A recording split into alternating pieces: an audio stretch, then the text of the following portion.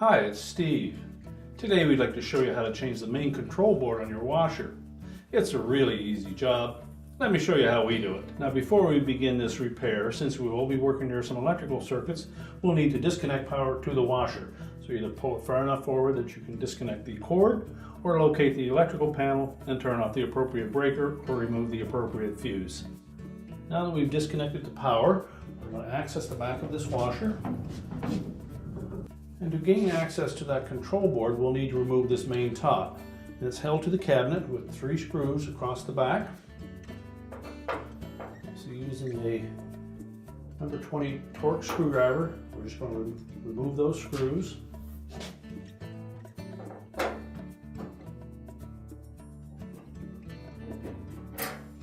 Now next, we'll just grasp that main top on either side and pull it slightly back until it clears the back of the control panel. We can then lift it up, remove it, and set it aside. And now we have access to that control panel, and we'll begin by removing all of the wire harnesses that are attached to it. Now with the main top removed, we're next going to remove all of these harness connections, as well as this ribbon cable that attaches to the bottom edge of that control panel. So we'll begin by disconnecting these 2 clips that hold that harness in place. So using a flat blade screwdriver, we're just going to pry that clip open enough that we can lift up on the tab. Do the same to both sides.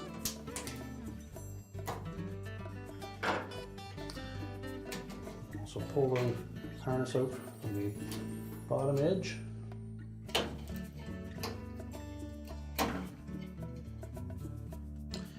And then by releasing the locking tab on each of these harness connectors, we can disconnect them from the board and then pull them away from that retaining clip.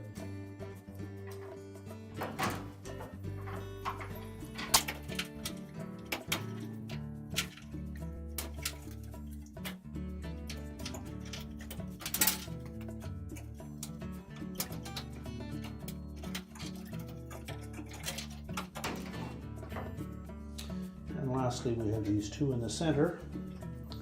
You just need to pull back on that locking tab.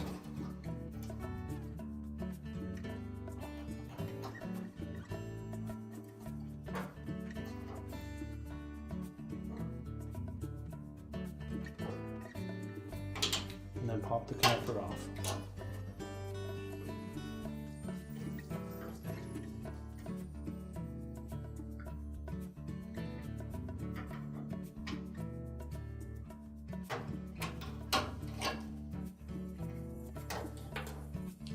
Now, once we've removed all of those wire harness connectors, we next need to release these 3 tabs across the back that secure it to this mounting plate.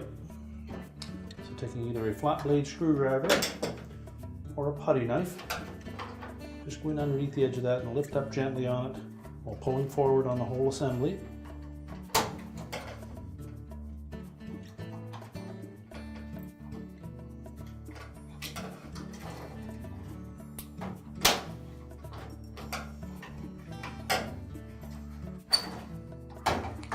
And then you can remove that control board, you can pivot it around, and then we can access the harness connectors on the edge.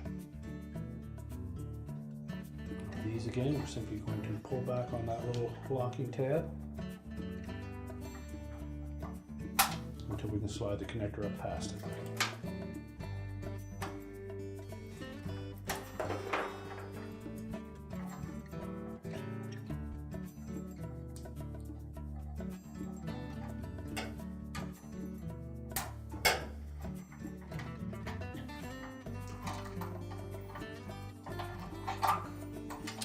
And now we're able to remove that board and discard it. Now to install the new one, we'll begin by attaching the harness connectors to the end of the board first.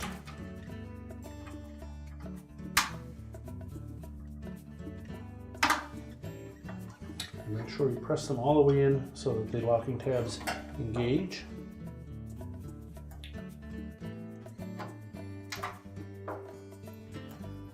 Now, these connectors will only go in the location that they're designed to fit into. And they should slide in easily. If not, check to make sure that you have it in the right place.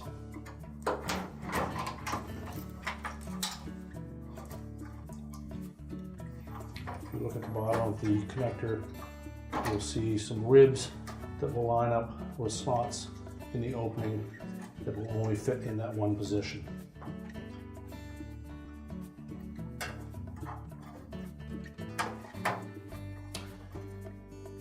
Now, once we have all of those lined up, we'll pivot that board around.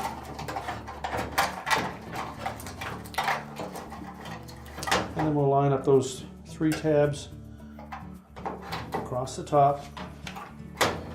There are little tabs located beneath these 2 outer tabs that will fit into those 2 slotted openings on that mounting bracket.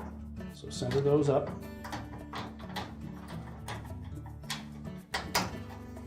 As well as this locating rib, line it up with that slot, and carefully push that board back into place.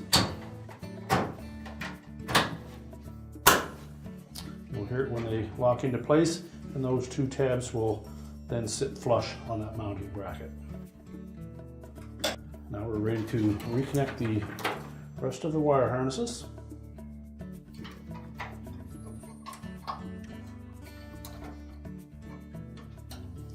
Again, make sure that we press them all the way in so the locking tabs engage.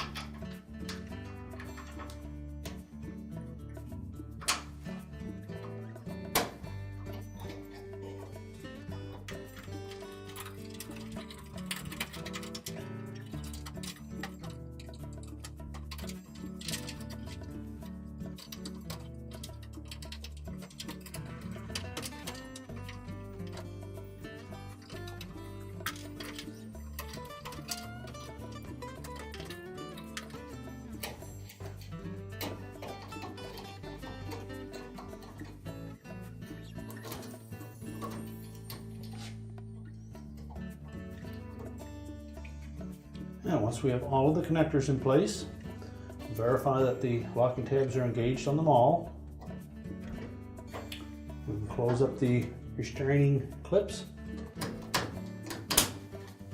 Just press those down until they lock in place.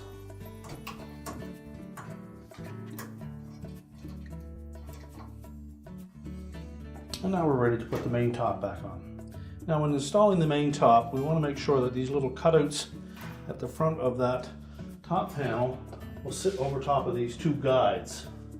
That means it will lay about a ½ inch or so back on the back edge of that console, and it should lay flat. Then simply press it forward to engage those 2 guide hooks, and then install the 3 screws across the back.